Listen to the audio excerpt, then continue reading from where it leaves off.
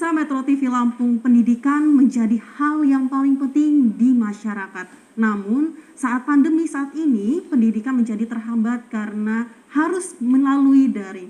Nah, kali ini saya sudah bersama dengan Kepala Dinas Pendidikan dan Kebudayaan Provinsi Lampung, Bapak Sulpakar, untuk membahas lebih lanjut terkait proses belajar mengajar di Provinsi Lampung. Halo, selamat siang Bapak. Selamat siang. Kabarnya seperti apa nih Pak?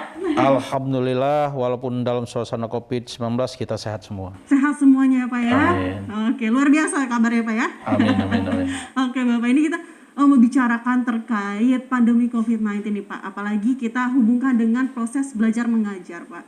Apakah menurut Bapak Sulpakar sendiri, ini proses belajar mengajar dengan melalui daring ini sudah berjalan secara efektif Pak di Provinsi Lampung? Baik, bismillahirrahmanirrahim. Assalamualaikum warahmatullahi wabarakatuh. Yang saya hormati kru Metro TV, pemirsa dan seluruh warga masyarakat Provinsi Lampung yang saya hormati dan saya banggakan. Saya Dr. Anda Sulpakar, MM, Kepala Dinas Pendidikan dan Kebudayaan Provinsi Lampung. Dalam kesempatan ini akan menjelaskan beberapa hal terkait dalam rangka pelaksanaan proses pembelajaran yang ada di Provinsi Lampung pada masa COVID-19 ini.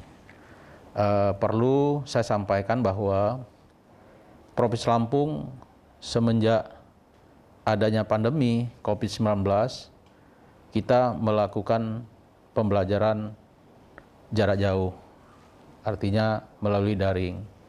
Nah, selama proses dari bulan Maret kita lakukan, Maret 2019, kita lakukan proses pembelajaran jarak jauh hingga saat ini, banyak hal yang kita temui. Dan juga banyak hal yang menjadi pertentangan di tengah-tengah masyarakat, orang tua, serta siswa. Nah, inilah yang perlu kita bahas pada kesempatan ini. Kami sampaikan bahwa di Provinsi Lampung kita mempunyai SMA negeri dan swasta 508 sekolah. Kemudian juga SMK negeri swasta 485 sekolah dan SLB negeri swasta 31 sekolah. Nah, ini yang kita kelola karena berdasarkan peraturan perundang-undang tentang pemerintahan desa, pembagian tugas, bahwa sekolah menengah menjadi tugas dan kewenangan tanggung jawab pemerintah Provinsi Lampung, untuk sekolah dasar, tingkat dasar menjadi tugas kewenangan dan tanggung jawab pemerintah kabupaten kota. Nah, ini yang kita kelola adalah SMA, SMK, dan SLB. Nah, di Provinsi Lampung, pola pembelajaran jarak jauh ini berjalan sebagaimana yang diinstruksikan, diatur dalam surat keputusan bersama 4 menteri, yaitu Menteri Pendidikan, Agama, Kesehatan, dan Kemendagri. Di tengah perjalanan, tentunya banyak kendala. Banyak orang tua mengeluhkan soal jaringan, tentunya anak-anak. Kemudian terkait dengan kuota, baik itu pihak sekolah maupun orang tua serta anak-anak. Kemudian pulsa, baik itu guru, anak-anak, dan siswa.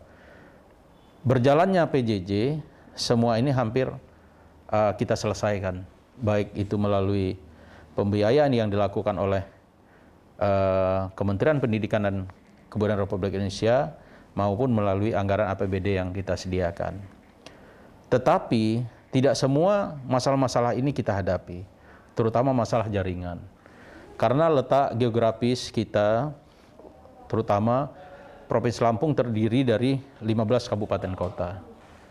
Tidak semua seperti Bandar Lampung, tidak semua seperti Metro, tidak semua seperti Lampung Tengah.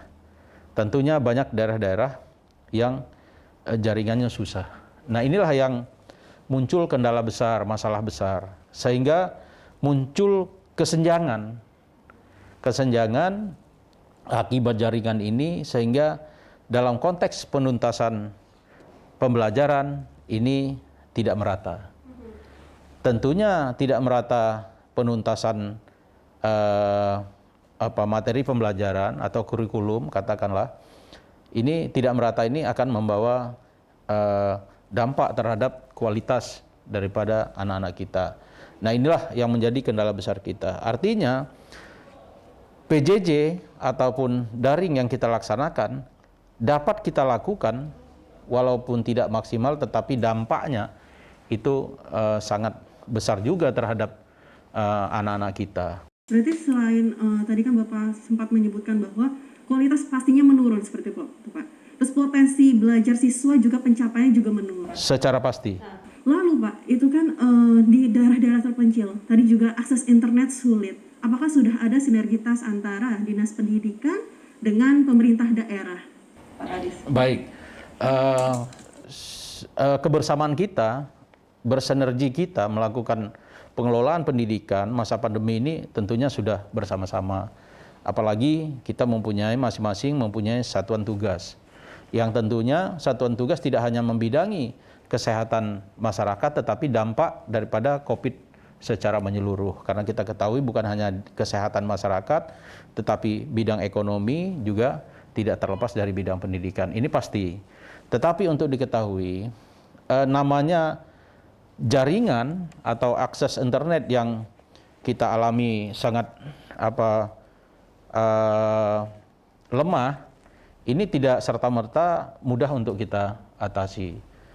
Secara pasti kita memerlukan pihak-pihak lain. Nah, ini sudah kita lakukan, tetapi kami hanya mampu mengatasi secara bersama-sama karena ada daerah-daerah tertentu yang tidak dapat kita jangkau, dapat kita lakukan PJJ. Tentunya kita membentuk tim kecil dalam rangka keberhasilan PJJ ini, melibatkan apa itu aparatur kecamatan, aparatur desa, bersama-sama dengan pengawas sekolah, pengawas satuan pendidikan atau pengawas mata pelajaran serta guru yang ada.